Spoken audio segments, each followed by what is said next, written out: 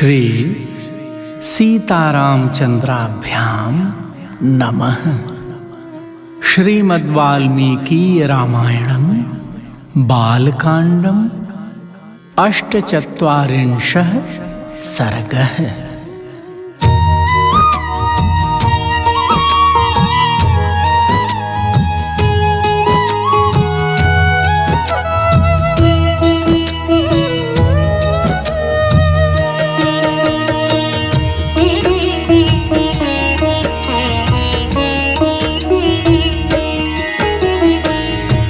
श्री राम जय राम जय जय राम।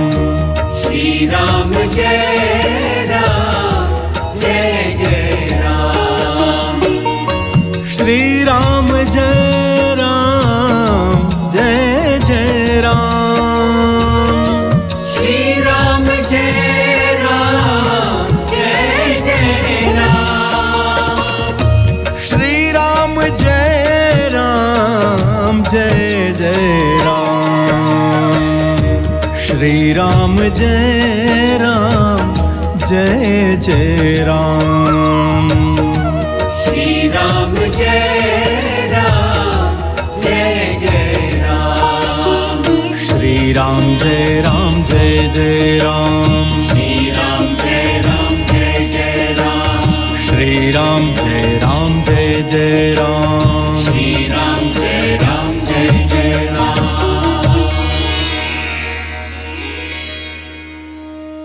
श्री सीतारामचंद्राभ्याम नमः।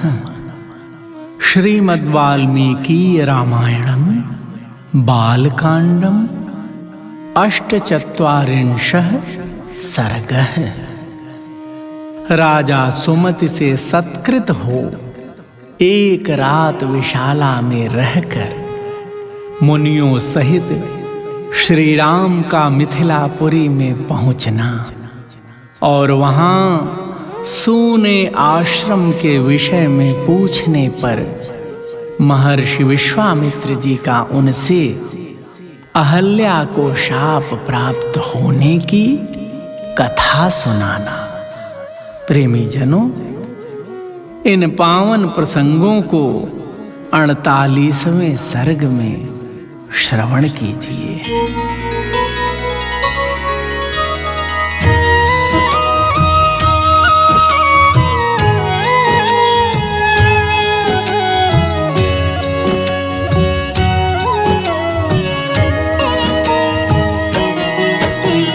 पृष्ट्वा तु कुशलं तत्र परस्पर समागमे कथान्ते सुमतिर्वाक्यं व्याजहार महामुनिम्।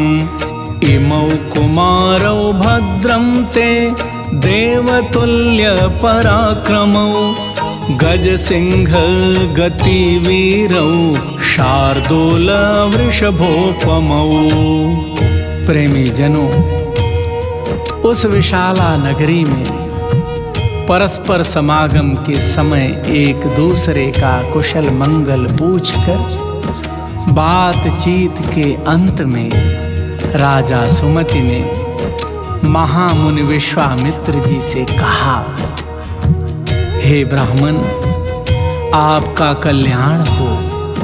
ये दोनों राजकुमार देवताओं के तुल्य पराक्रमी जान पड़ते हैं। इनकी चाल ढाल हाथी और सिंह की गति के समान है। ये दोनों वीर सिंह और सांड के समान प्रतीत होते हैं। पद्मपत्र विशालाक्षौ खड्गतूण धनुर्धरौ अश्विनाविव रूपेण समुपस्थित यौवनौ यदृच्छयैव गां प्राप्तौ देवलोकादिवामरौ कथं पद्भ्यामिह प्राप्तौ किमर्थं कस्य वा मुने।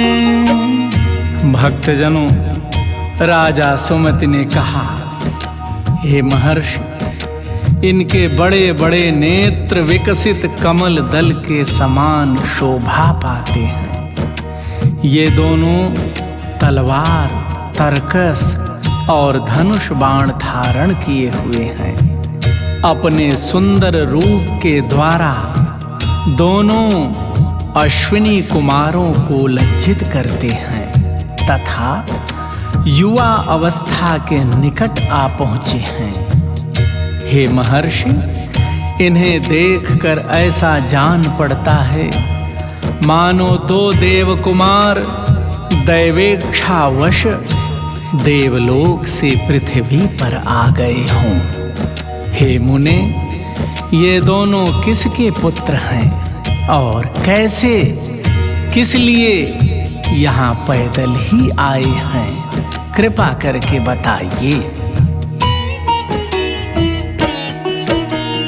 भूषयन्ता विमं देशं चन्द्रसूर्या विवाम्बरं परस्परेण सदृशौ प्रमाणेऽङ्गितचेष्टितैः किमर्थं च नरश्रेष्ठौ सम्प्राप्तौ दुर्गमे पथि वरायुधधरौ वीरौ श्रोतुमिच्छामि तत्त्वतः।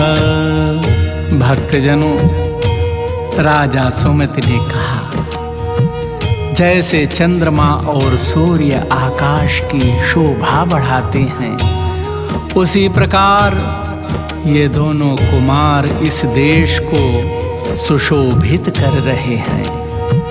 शरीर की ऊंचाई, मनोभाव सूचक संकेत तथा चेष्टा, बोलचाल में ये दोनों एक दूसरे के समान हैं।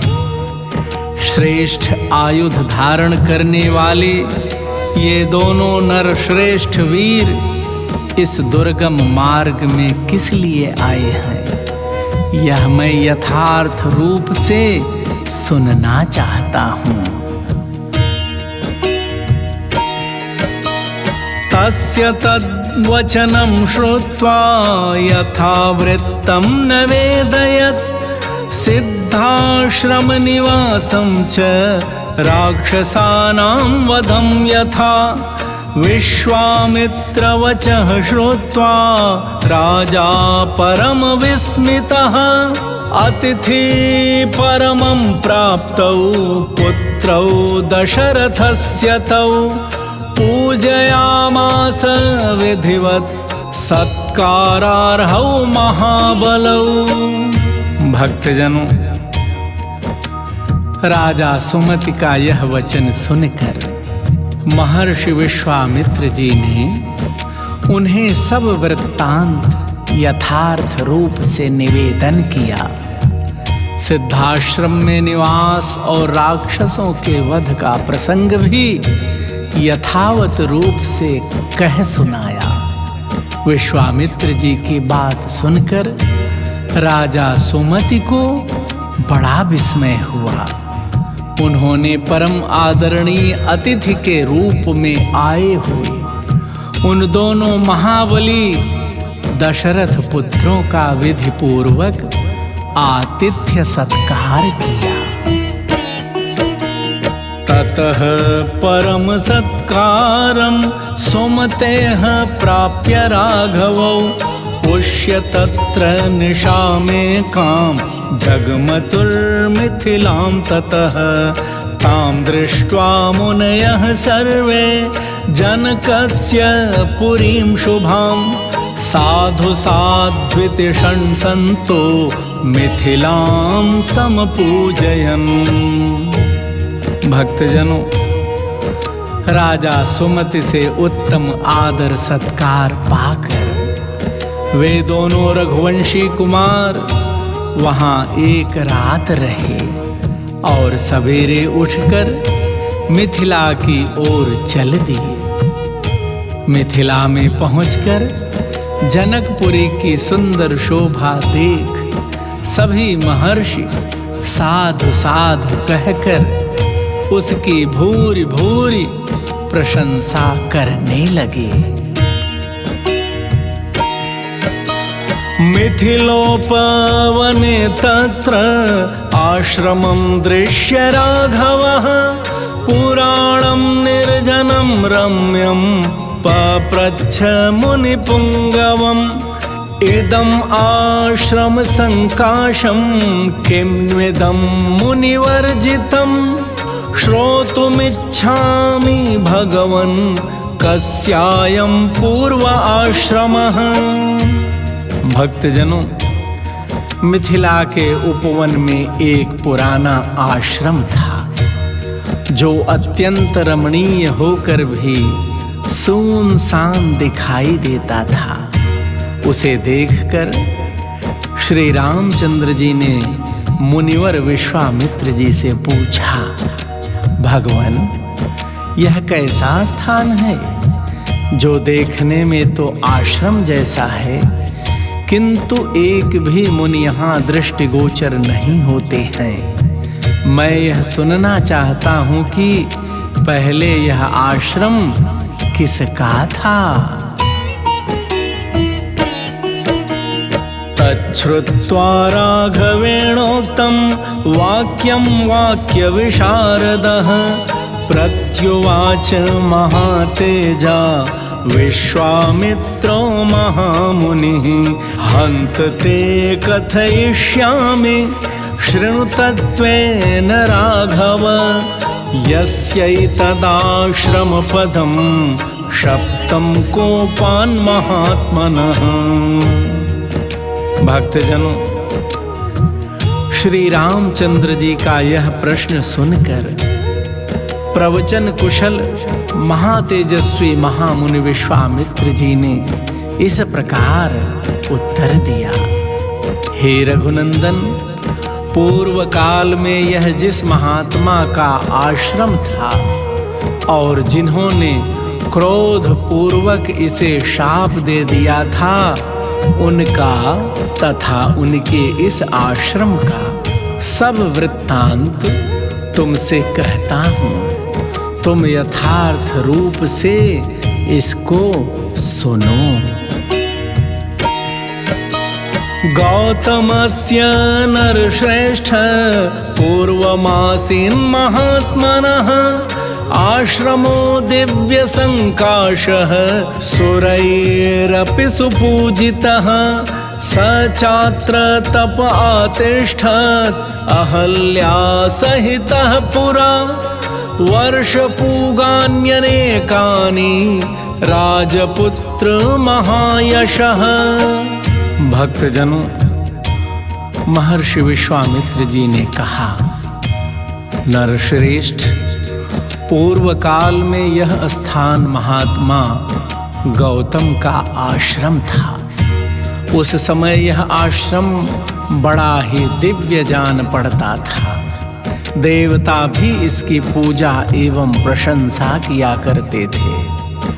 महायशस्वी राजपुत्र पूर्व काल में महर्षि गौतम अपनी पत्नी अहल्या के साथ रहकर यहाँ तपस्या करते थे।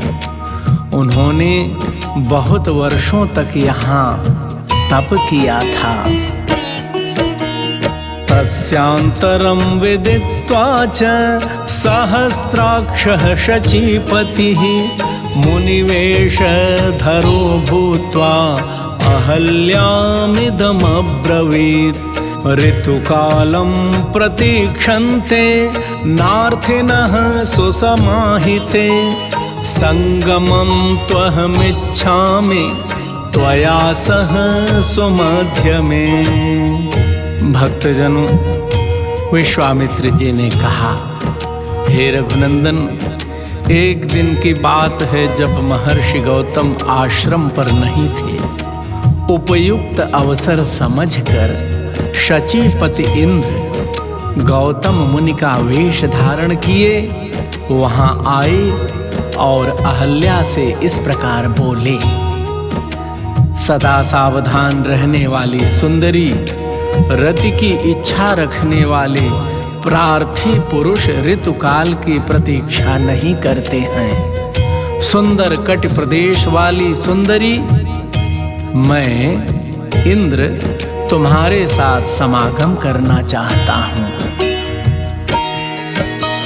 मुनिवेशं सहस्राक्षं विज्ञाय रघुनन्दन मतिं चकार दुर्मेधा देवराज कुतूहलात् अथाब्रवीत सुरश्रेष्ठं कृतार्थेनान्तरात्मना कृतार्थास्मि सुरश्रेष्ठ गच्छ शीघ्रमितः प्रभो। भक्तजनों, महर्षि विश्वामित्र जी ने कहा, रघुनंदन, महर्षि गौतम का वेश धारण करके आए हुए इंद्र को पहचान कर भी उस दुर्बुद्धि नारी ने, अहो देवराज इंद्र, मुझे चाहते हैं, इस कौतूहलवश उनके साथ समागम का निश्चय करके वह प्रस्ताव स्वीकार कर लिया। रति के पश्चात उसने देवराज इंद्र से संतुष्ट चित्त होकर कहा, सुरश्रेष्ठ, मैं आपके समागम से कृतार्थ हो गई। प्रभो, अब आप शीघ्र यहाँ से चले जाइए। आत्मानं मां च देवेश सर्वथा रक्ष गौतमात् इन्द्रस्तु प्रहसन् वाक्यम् अहल्यामिदमब्रवीत् शुश्रोणि परितुष्टोऽस्मि गमिष्यामि यथा गतम् एवं संगम्य तु तदा निश्चक्रामोटजाततः। भक्तजनों, अहल्या ने कहा, हे देवेश्वर, महर्षि गौतम के कोप से आप अपनी और मेरी भी सब प्रकार से रक्षा कीजिए। तब इंद्र ने अहल्या से हंसते हुए कहा, सुंदरी, मैं भी संतुष्ट हो गया। अब जैसे आया था उसी तरह चला जाऊंगा। महर्षि विश्वामित्र जी ने कहा, श्री राम, इस प्रकार अहल्या से समागम करके देवराज इंद्र कुटी से बाहर निकले। ससंभ्रमात्वरन् राम शंकितो गौतमं प्रति गौतमं सददर्शाथ प्रविशन्तं महामुनिं देवदानवदुर्धर्षं तपोबलसमन्वितं तीर्थोदक परिक्लिन्नं दीप्यमानमिवानलम्। भक्तजनों, अहल्या के साथ समागम करके जब इंद्र उस कुटी से बाहर निकले, तब गौतम ऋषि के आ जाने की आशंका से बड़ी उतावली के साथ वेग पूर्वक भागने का प्रयत्न करने लगे। इतने में ही उन्होंने देखा, देवताओं और दानवों के लिए भी दुर्धर्ष तपोबल संपन्न महामुनि गौतम हाथ में समिधा लिए आश्रम में प्रवेश कर रहे हैं। उनका शरीर तीर्थ के जल से भीगा हुआ है और वे प्रज्वलित अग्नि के समान उद्दीप्त हो रहे हैं।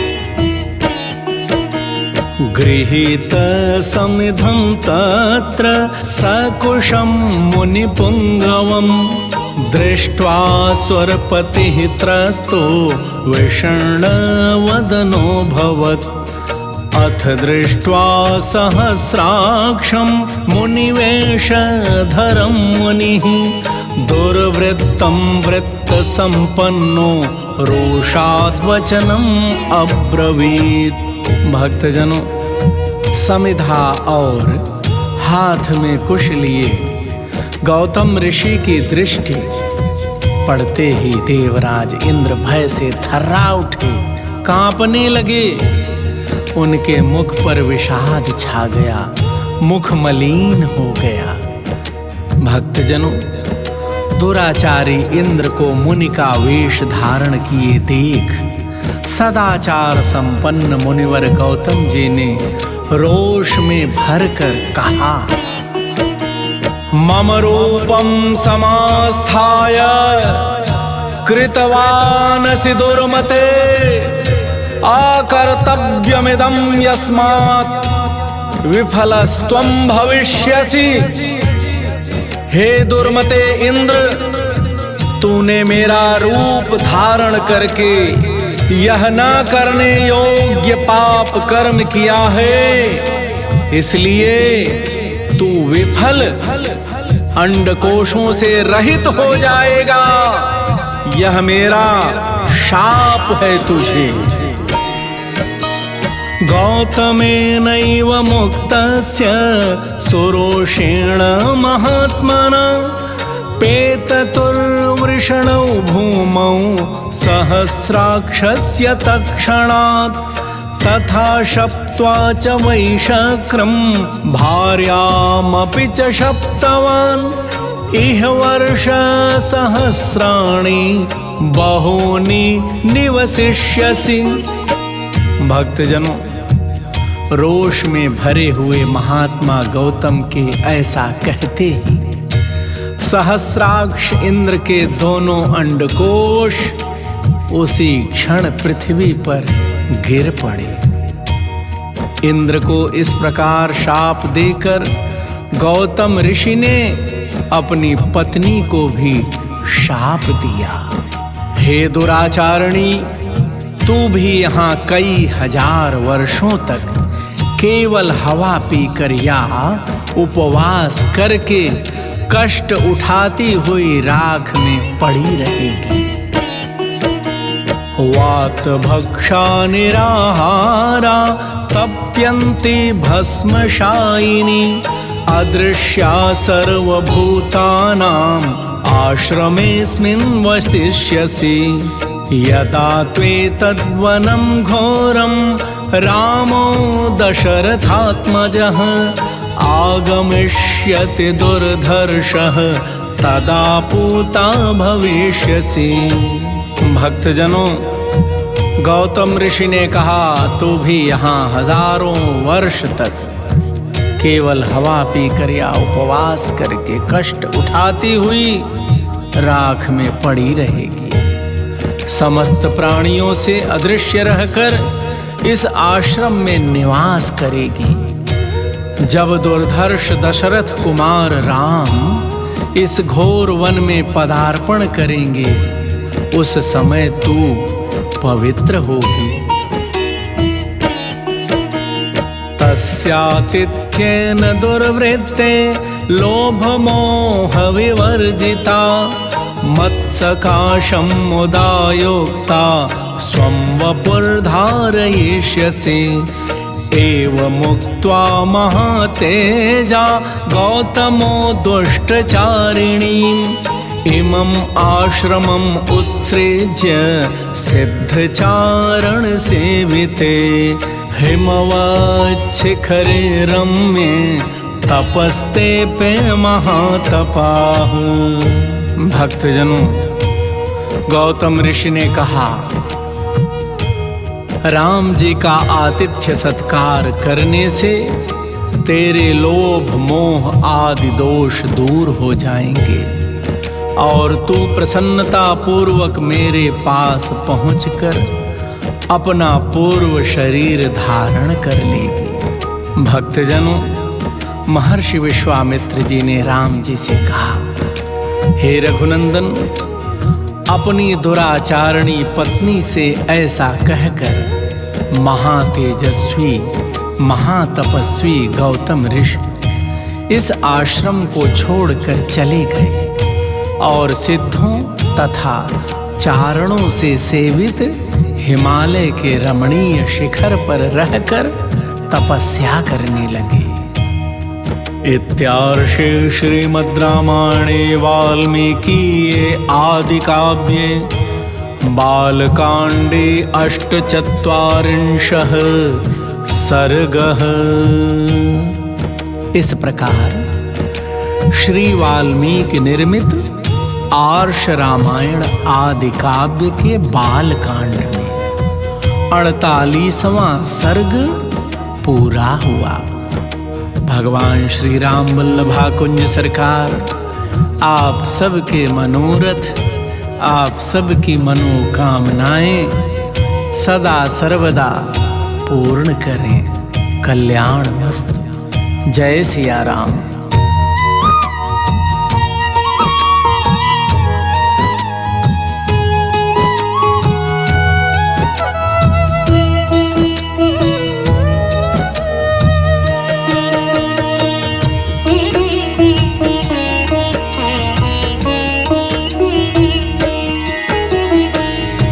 श्री राम जय राम, जय जय राम। श्री राम जय राम, जय जय राम। श्री राम जय राम, जय जय राम। श्री राम जय राम, जय जय राम। श्री राम जय राम, जय जय राम। श्री राम जय राम, जय जय राम। श्री राम जय राम, जय जय राम। श्री राम जय राम, जय जय राम। श्री राम जय राम, जय जय राम। श्री राम